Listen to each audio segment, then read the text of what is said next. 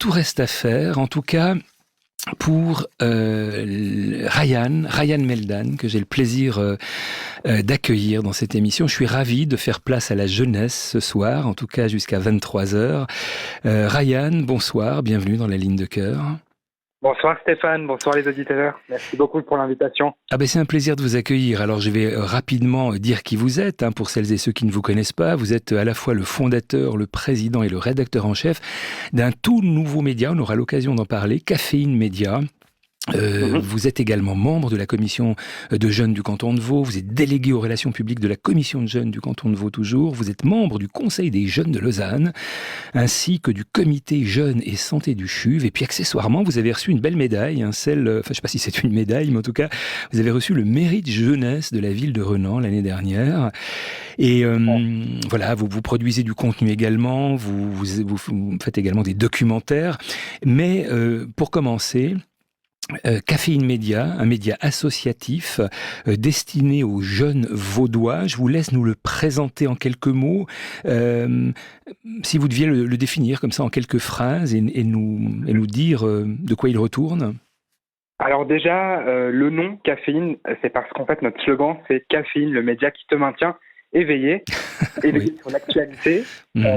Pourquoi aussi éveillé? Parce que je pense à l'ère des réseaux sociaux, là où notre média finalement est, principalement sur Instagram et également un petit peu sur TikTok. Donc aujourd'hui, c'est un média qui vient de se lancer plutôt l'été 2023, mais on a pris du temps à mettre les choses en place. C'est une équipe de jeunes, on est 7 jeunes actuellement. C'est un média associatif, donc sous forme d'association à but non lucratif. Et notre but, c'est de proposer du contenu aux 15-25 ans, vaudois, et leur parler d'actualité principalement locale, mais aussi parler de culture, de sujets de société. Et on mène en fait différents projets dans ces différentes rubriques. Alors ça a l'air très bien fait, en tout cas très intéressant. Moi j'ai évidemment été jeter un œil. Vous rappelez, notamment dans le dossier de presse que vous m'avez envoyé, c'est une des raisons pour lesquelles je suis ravi de vous avoir et de vous inviter, vous rappelez que 60% des 14-18 ans se tiennent informés des nouvelles du jour, notamment, principalement, je dirais, par les médias sociaux classiques, la télévision, entre autres, la radio bien sûr. Et puis 93% des adolescents par contre aimeraient que toutes les personnes qui publient une nouvelle la vérifient au préalable, et ça m'a tilté. Vous, comment vérifiez-vous les vôtres? Quelle est votre façon de travailler? Parce que les fake news, on parle que de ça actuellement ou presque, donc j'imagine que le fact-checking, le fait de vérifier les faits, de vérifier l'information, c'est quelque chose qui vous tient à cœur. Comment vous procédez par exemple? Donnez-nous peut-être un exemple concret d'un sujet que vous avez traité, la manière dont vous l'avez évoqué et vérifié.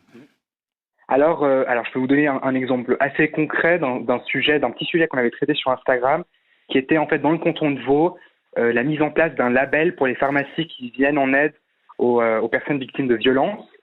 Alors, on reçoit d'abord, on est abonné au communiqué de presse de l'État de Vaud, de la ville de Lausanne. Donc, on reçoit souvent un communiqué de presse. Si c'est pas avec un communiqué de presse, en fait, on regarde les autres médias ce qu'ils font, on vérifie l'information, donc on double nos sources, on triple parfois même nos sources. On regarde ce qui est fait.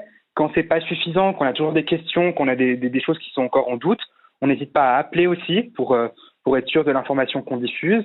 Et jusqu'à maintenant, et j'espère que ça continuera, on n'a encore fait pour le moment aucune erreur, mais si c'est le cas, évidemment, on revient en arrière. Mais l'important, je pense, c'est toujours de doubler, voire même tripler, voire même regarder plusieurs fois ces sources, être sûr que ce soit des sources qui sont fiables, et puis faire relire. On est plusieurs à travailler parfois sur un seul contenu, donc on le revérifie pour être sûr qu'on n'a pas loupé quelque chose, qu'on ne s'est pas trompé dans un chiffre.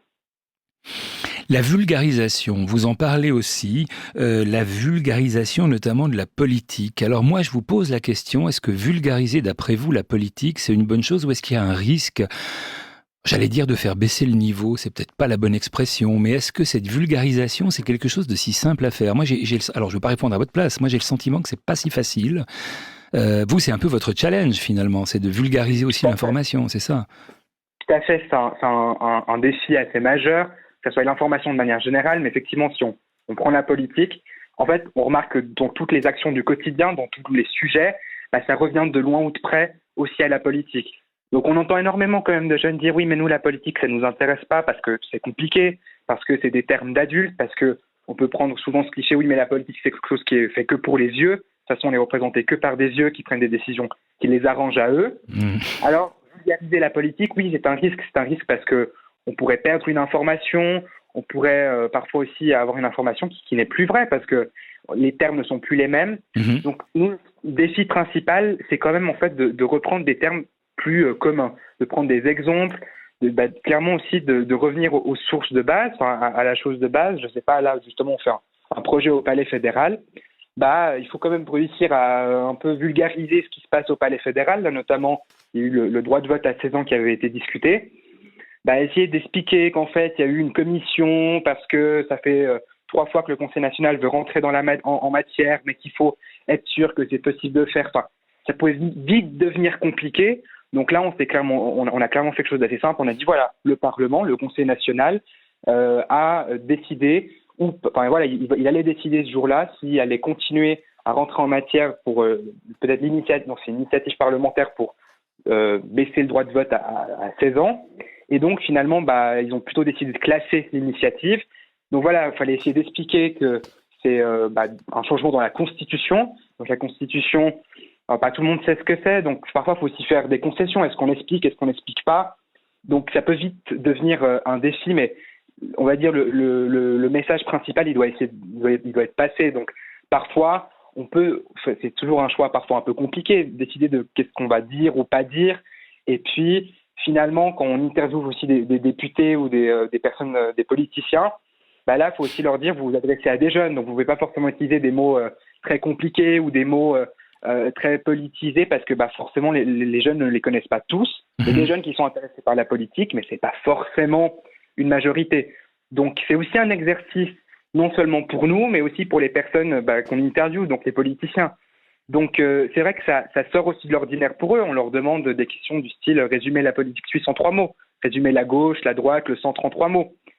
Donc, vulgariser la politique, c'est peut-être, disons, un défi qu'on se lance, mais c'est un défi parmi tant d'autres dans la vulgarisation de l'information. D'où vous vient, Ryan, cet intérêt, cette passion pour le journalisme, pour la politique? Là, vous en parlez de manière passionnée. Oui, d'où ça vous vient, ça? Vous le savez ou vous ne le savez pas? Alors oui, je pense, je le sais, je pense que c'est assez culturel, assez familial. Donc, je suis d'origine libanaise, je suis né en Suisse. Et donc, au Liban, la politique, c'est une thématique qui est omniprésente dans les familles expatriées, même encore plus. Donc, depuis jeune, en fait, avec mes parents, on débat beaucoup. On parle souvent de sujets d'actualité, on regardait souvent les infos. Et ce qui a intensifié ça, c'est en fait la période Covid. C'est-à-dire, on attendait tous les conférences de presse d'Alain Berset. Et donc, on regardait tout le temps les infos, on était tout le temps à savoir est-ce qu'il y aura un 3e confinement, est-ce qu'il y aura telle mesure ou telle mesure. Donc, ça s'est encore intensifié plus pendant le Covid. Et puis, ma passion pour le journalisme, alors moi, dans mon esprit, ça remonte à pas si longtemps que ça.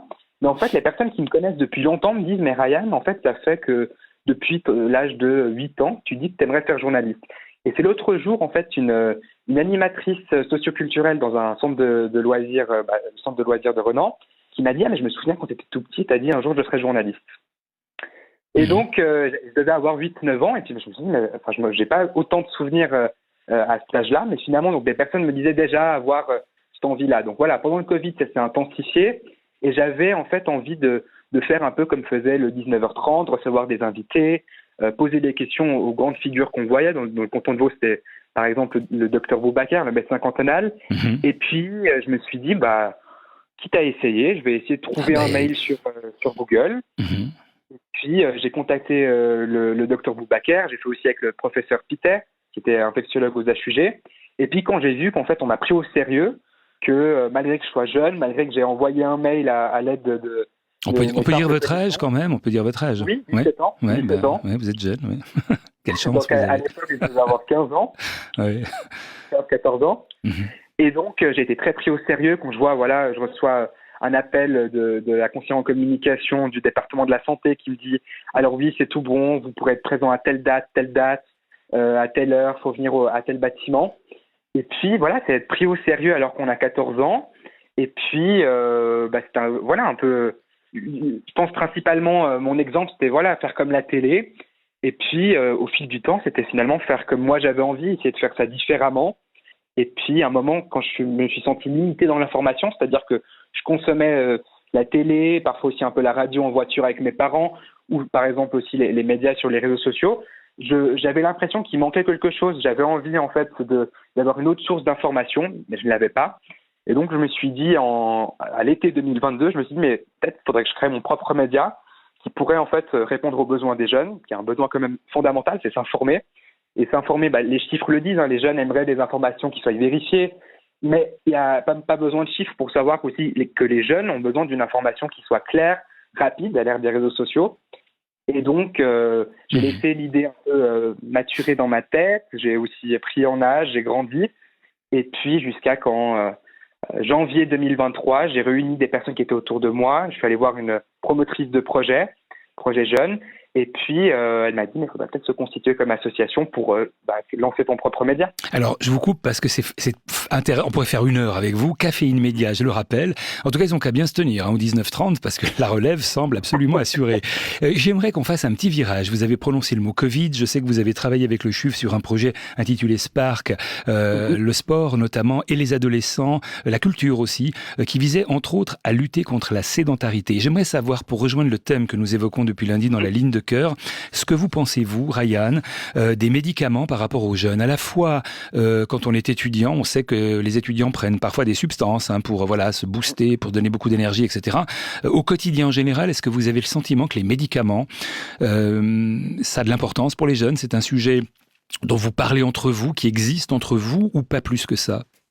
Alors, je pense qu'il y a peut-être 2 choses qui me viennent tout de suite à l'esprit. Alors, c'est les substances qui sont aujourd'hui omniprésentes, la caféine, ce genre de choses qui sont dans des boissons qu'on retrouve à la COP, à la Migros, un peu partout.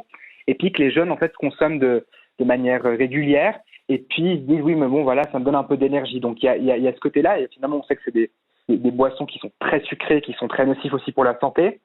Et puis, je pense que la deuxième partie qui me vient tout de suite à l'esprit, aussi en lien avec le Covid, etc., c'est la santé mentale des jeunes. Beaucoup de jeunes autour de moi, et j'en fais tout à fait aussi partie.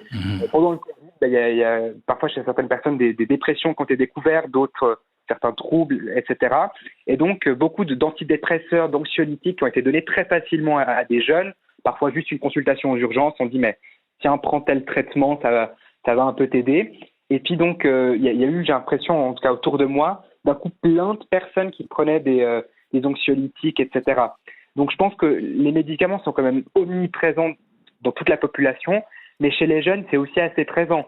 Et puis, c'est vrai que parfois, on sait très bien que le mélange entre certaines substances comme l'alcool, etc., et certains médicaments ne font pas non plus très bon ménage. Et j'ai des personnes autour de moi qui ont malheureusement eu ces effets-là. Donc, je pense qu'effectivement, les médicaments sont beaucoup présents et les jeunes sont assez conscients parfois des risques, mais parfois pas non plus assez. Donc voilà. C'est passionnant de vous écouter là-dessus. Vraiment, je suis ravi de vous avoir eu en ligne parce que ça nous a éclairé sur beaucoup de choses. Les jeunes s'expriment régulièrement dans cette émission. C'est toujours un plaisir de vous entendre. On a eu d'ailleurs 2 intervenants, si ma mémoire est bonne, il y a une semaine ou 2 qui faisaient l'apologie de cette jeunesse en nous disant mais il y a beaucoup d'énergie, parce que souvent c'est vrai qu'on parle de la jeunesse d'une façon un peu négative. C'est une jeunesse qui est fantastique, qui est formidable et qui vit avec des problématiques pas simples. Enfin bref, voilà, vous nous prouvez en tout cas que la passion existe, que l'enthousiasme existe et c'est communicatif, ça nous fait un bien fou. Il nous reste quelques secondes. Ryan, ça a filé une vitesse folle. Je vous laisse le mot, ou plutôt la phrase de la fin, mais la phrase, au singulier de la fin. Alors, c'est vrai, je pense surtout remercier toutes les personnes qui ont travaillé avec moi dans mes projets, soit toute l'équipe de Caféine. J'aimerais vraiment lancer un message fort pour qu'on écoute nos jeunes, parce qu'ils ont beaucoup de choses à dire. Puis comme vous l'avez dit, les jeunes sont débordants d'énergie en 2024. En tout cas, vous l'êtes. Ce fut un bonheur de vous recevoir, Ryan Meldan. Je rappelle que votre nouveau média, sur Instagram essentiellement, un petit peu sur TikTok, nous disiez-vous, s'intitule Caféine Média, si on le cherche. Oui. Je recommande en tout cas... Caféine Média, c'est ça, Voilà, Caféine Média. Sur Instagram. Très bien. Et puis voilà, je vous souhaite une très belle fin de soirée. Merci encore d'être venu et puis au plaisir de, pourquoi pas, de se recroiser sur les ondes à l'occasion de la première. Belle nuit, belle soirée à vous, Ryan. À bientôt et merci. Merci beaucoup. À bientôt. 058 236 72 fois 0880 72 fois. À vous de voir, à vous de dire. La ligne de cœur, on se retrouve après les informations de 23h que voici.